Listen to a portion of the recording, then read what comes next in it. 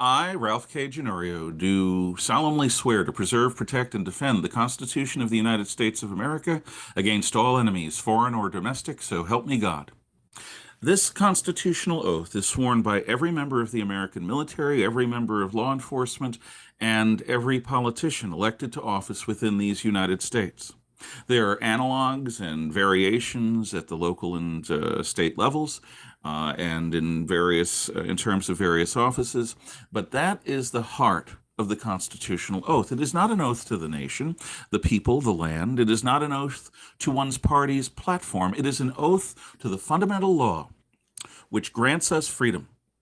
Our freedom may be God given, our natural rights may come from our Creator, but legally and practically, it is only by fidelity to our articles and amendments in the United States Constitution, the oldest continually functioning constitution on the planet, that gives us the freedom of speech, the freedom of the press, the freedom of religion, and all of the other freedoms that we depend upon here in these American republics.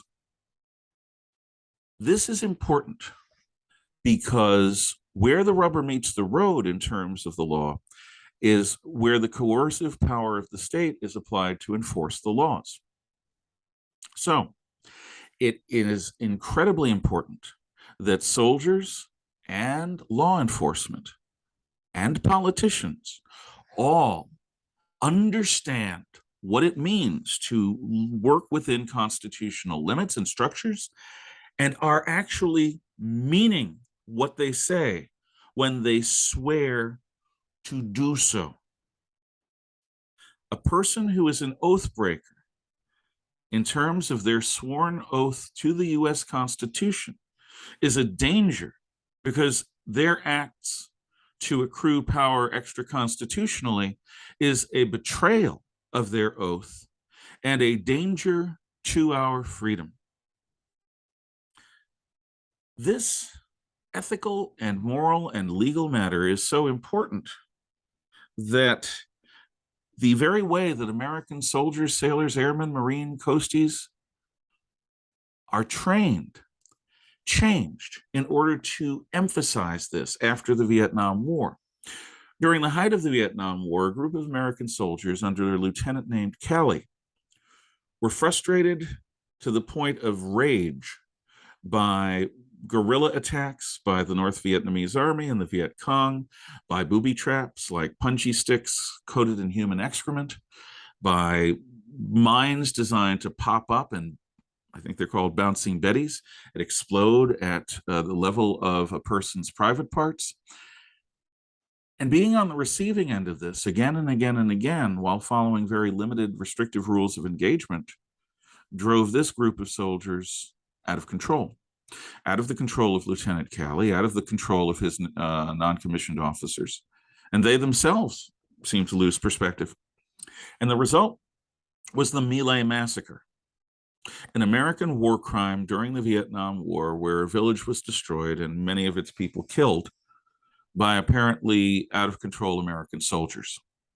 So since then, the American military has been crystal clear that all of its recruits, whether they are enlisted or officers, must understand the difference between a lawful constitutional order and an unlawful unconstitutional order. Now, it's a lot, a hell of a lot to expect a 19-year-old serviceman, and that was the average age of our soldiers in Vietnam, a 19-year-old serviceman to understand in the heat of battle the difference between a lawful and an unlawful order. This is especially true given that the laws of war allow for military leaders like lieutenants and sergeants to use lethal force to enforce their orders. If a unit is ordered up a hill and a soldier conspicuously refuses to follow that order, the lieutenant or sergeant giving the order may very well have to draw their sidearm, make one final order, and if the soldier continues to refuse, they may have to kill that soldier. And that may be the right thing to do, legally, morally, ethically. So to expect a 19-year-old soldier to understand and say, sir, no, sir, I cannot follow that order, sir. It is an unlawful order, sir. I respectfully refuse to follow that order, sir. In the heat of battle, when the officer is the person that everyone's life depends upon, and when the officer or non-commissioned officer might very well use lethal force to enforce their will, that's a lot to expect of a serviceman. But we do. And we do so because it is crucial that in a free land, the military operate within legal limits, operate within the constraints of civilization. We in the free world grant our soldiers, our non-commissioned officers, our junior officers, and our mid-level officers a great deal of autonomy and flexibility within the mission structure. For the most part, a person at lower levels may innovate responses to unexpected obstacles and situations in order to achieve the mission objectives.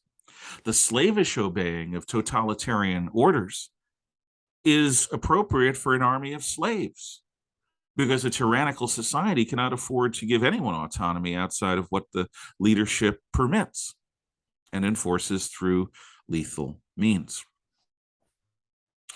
So we expect servicemen to understand the difference between lawful and unlawful orders. How much more we train and expect law enforcement to understand not only what is a lawful from an unlawful order, but what is a constitutional from an unconstitutional policy. And their oath of office should compel law enforcement to refuse to enforce unlawful and unconstitutional orders. Our freedom literally depends upon this, because while God may have given us our freedom, it is our Constitution which grants it in a practical way day by day. And the people who enforce the coercive power of the state are supposed to be trained in the limits of the lawful exercise of coercive power.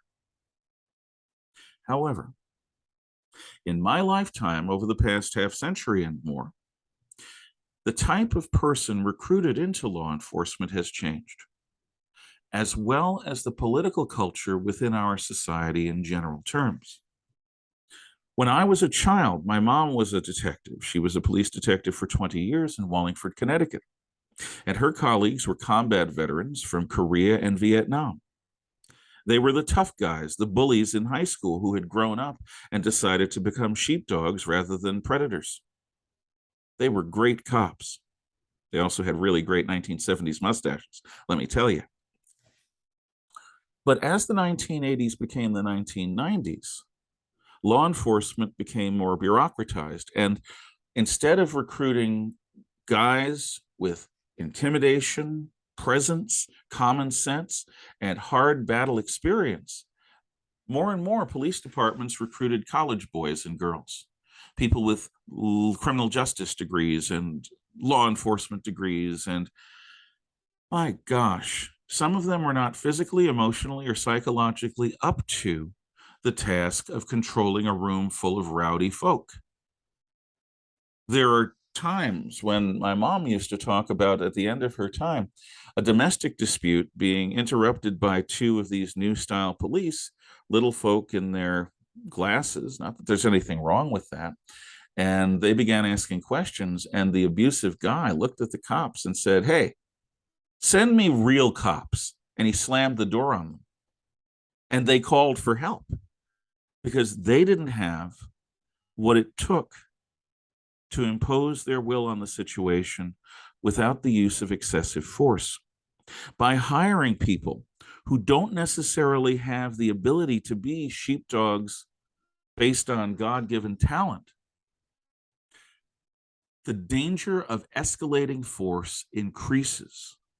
The potential frustration and anger of law enforcement increases. And this is compounded further by the hyper-bureaucratization of policy, police policy, which has taken autonomy from police officers and has put cameras and microphones everywhere under the assumption that when police are accused of a crime, they're guilty until proven innocent.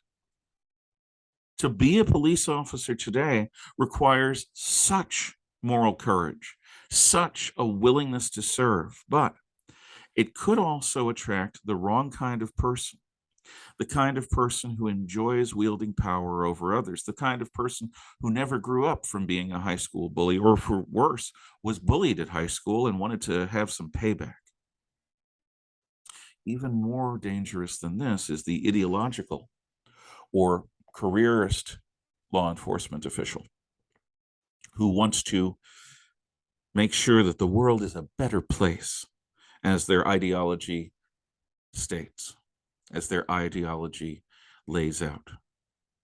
So these types of people are willing to raid an Amish farm whose only crime is to produce food in a traditional, wholesome fashion, and yet to treat the family of Amish farmers like a group of terrorists, or to raid the home of a former president of the United States for having papers that are well within the pale of past presidents taking papers or copying classified documents in order to write their memoirs and fill their presidential libraries. What disturbs me is not that a politicized Federal Bureau of Investigation obeyed their political masters. What disturbs me is that everyday rank and file law enforcement officers obeyed these unlawful and unconstitutional orders. If we allow our local, state, and federal law enforcement to become politicized, staffed with ideologues and careerists who care more about their utopian views or their next promotion than following their sworn oath to obey the Constitution in thought, word, and deed, then in truth, the policing powers of the federal government, which are constitutionally dicey anyway, the policing powers are supposed to be with the states. It's a 20th century progressive era and 1920s era set of events which brought federal bureaucracy into the law enforcement biz. To have law enforcement like the Environmental Protection Agency, like the Centers for Disease Control, like the Federal Emergency Management Agency, like the FBI, like the ATF, become politicized, to operate against the partisan enemies of the current administration, is to create a Gestapo in the United States. And if we continue to staff and run these law enforcement agencies with little people, petty people, vicious people, people with a grudge, people who believe that they are the best hope for humanity, people who do not mean it when they swear a solemn oath, then we end up not only with a Gestapo, but with a Schutzstaffel, an SS, an American version of what allowed the National Socialist German Workers' Party to become the true masters of Germany without any hope of any German opposition above or underground. This we cannot do. As American citizens, we must, through our elected officials, through our public voices, insist that law enforcement and the military rededicate themselves to an understanding of their constitutional role, their constitutional limits, so that they remember they serve the fundamental law and they serve us. They are not our masters. If we don't remind them of this, who will?